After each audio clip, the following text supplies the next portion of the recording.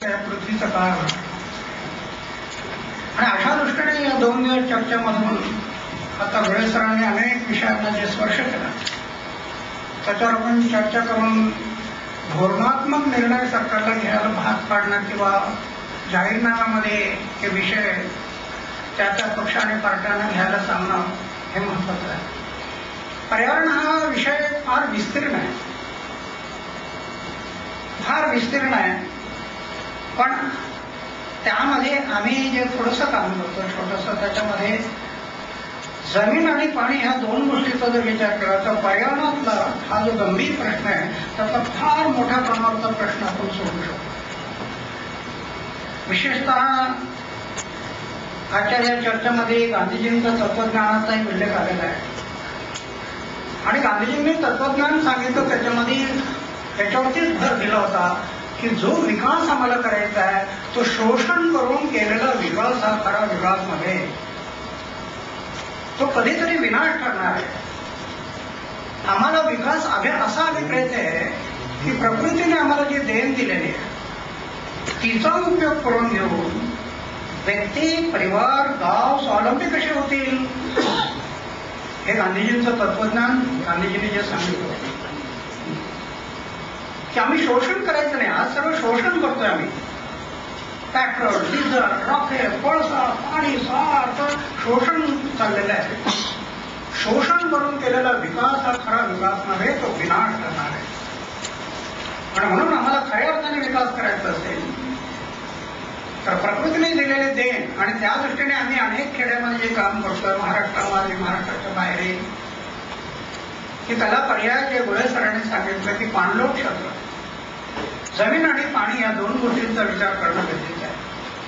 पाणी हे एक राष्ट्रीय संपत्ती म्हणून तिचा विचार करणं ही काळाची गरज आहे. जगातले लोक पाणी प्रश्नावरती चिंताग्रस्त आहेत. म्हणून तो वर्ल्ड वॉटर सेमिनार जगातले लोक 4 ते 5 हजार लोक प्रत्येक 2-3 वर्षाने एकत्र येऊन ह्या पाणी प्रश्नावर चर्चा करतात. हा पाणी प्रश्न दिवसेंदिवस गंभीर होत आहे आणि त्यासाठी गांधीजींचं तत्वज्ञान होतं हे होतं की तुम्हाला देश बदलायचं असेल तर आधी गाव बदलणार. जोपर्यंत खेडी बदलणार नाही तोपर्यंत हा देश खऱ्या अर्थाने उभा राहणार.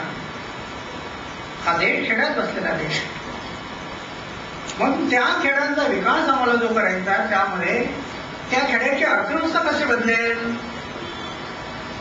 त्या खेड्यातले गरीब आणि श्रीमंतांची दरी कशी कमी करता येईल, त्या खेड्यामध्ये कुठलाही आम्ही शोषण न करता लोक स्वावलंबी होतात, हे जे गांधीजींचं तत्वज्ञान होतं त्याला पाणलोट क्षेत्र हा एक पर्याय आहे.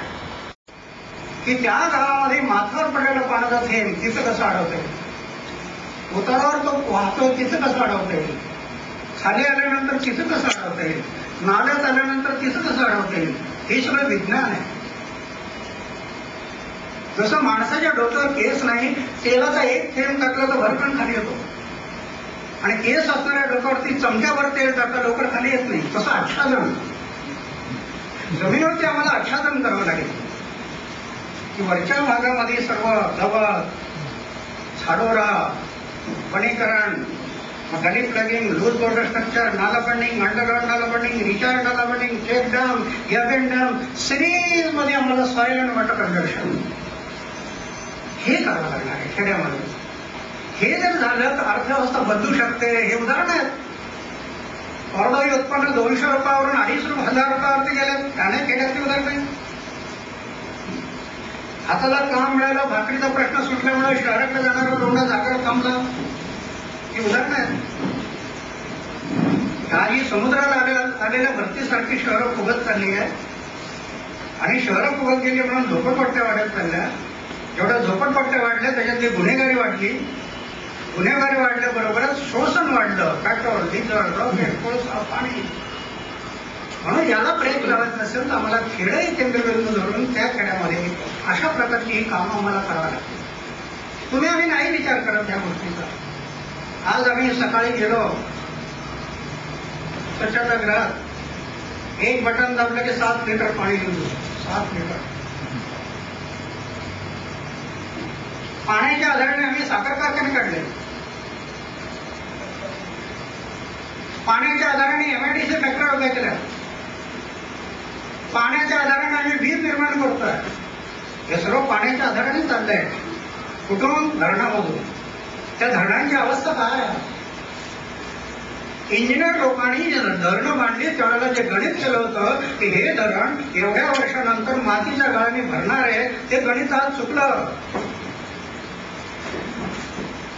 कारण धरणं झाल्यानंतर कॅचमेंट एरियामध्ये वृक्ष तुटत गेली, पूर्ण विकासाकडे कोणी लक्ष दिलं नाही आणि माती वाहून येण्याचं प्रमाण धरलेल्या गणिताच्या 1.5, 2, 2.5 पटीवर गेलं.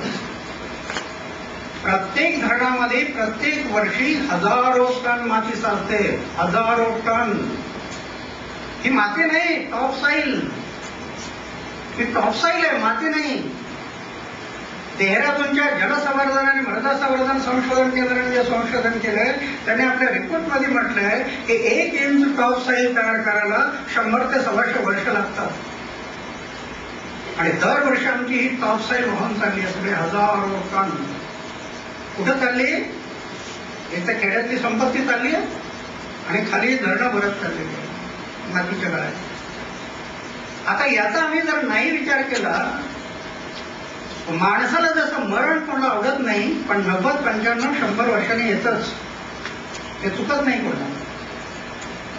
ज्याप्रमाणे प्रत्येक माणसाला मरण अटळ आहे त्याप्रमाणे प्रत्येक धरणांना मरण अटळ आहे. ते येणार. आमच्या आयुष्यात नाही, 200, 250, 300, 400 वर्षानंतर ही धरणं सगळे मातीच्या गाळ्याने भरणार. ती माती सरकारला, जनतेला कोणालाही काढता येणार नाही. उजनीचा बॅकवॉटर आहे 80 किलोमीटर, 80 किलोमीटर लांबीचा आणि 250-300 फूट मातीचा उंचीचा डोंगर. कोण उचलणार त्या मातीला? कुठं टाकणार ती माती? साध्या चाऱ्या करायला पैसे नाही आमच्याकडे धरणाच्या. काय होणार या सगळ्या प्रकल्पाचं की जे साखर कारखान्यात चालले आहेत, MIDC फॅक्टरी चालले आहेत, साखर कारखान्यात चालले आहेत, काय होणार? प्रश्न आहे. याचा विचार तुम्ही आम्ही करा.